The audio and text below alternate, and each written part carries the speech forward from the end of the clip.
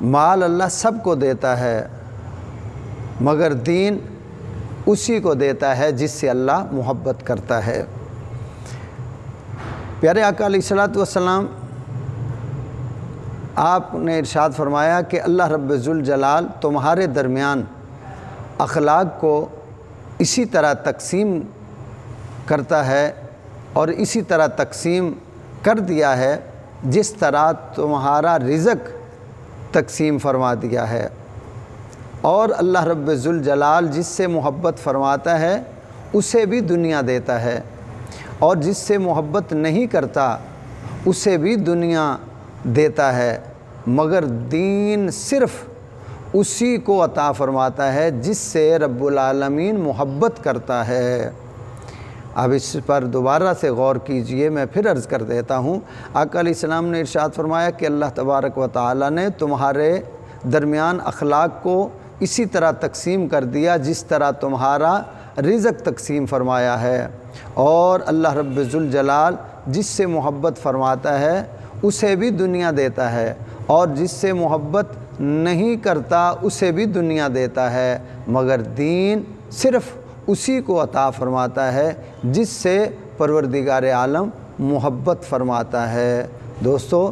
دین اللہ صرف اسی کو عطا فرماتا ہے جس سے اللہ رب العالمین محبت فرماتا ہے، جس سے پیار فرماتا ہے۔ اور آقا علیہ السلام نے ارشاد فرمایا، اس ذات پاک کی قسم جس کے دست قدرت میں میری جان ہے، بندہ اس وقت تک مسلمان نہیں ہو سکتا جب تک اس کے دل اور زبان مسلمان نہ ہو جائیں۔ اور آگے ارشاد فرمایا، اور اس وقت تک مومن نہیں ہو سکتا جب تک اس کا پڑوسی اس کے شر سے محفوظ نہ ہو جائے۔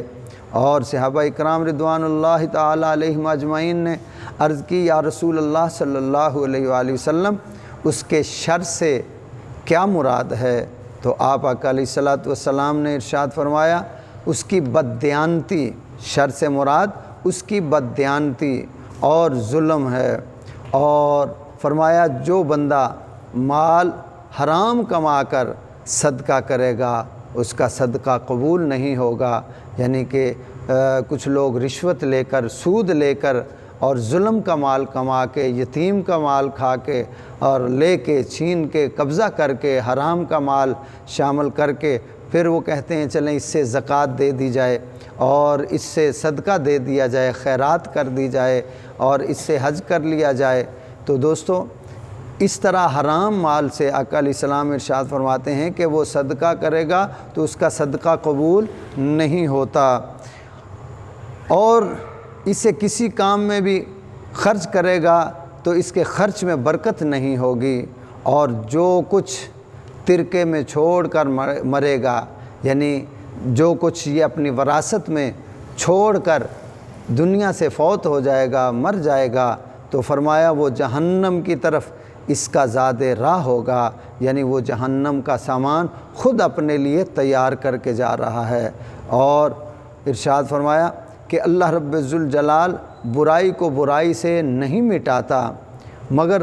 برائی کو اچھائی سے مٹاتا ہے، بے شک گندگی گندگی کو نہیں مٹاتی، اچھائی اچھائی کو مٹاتی ہے، اچھائی اچھائی کو مٹاتی ہے۔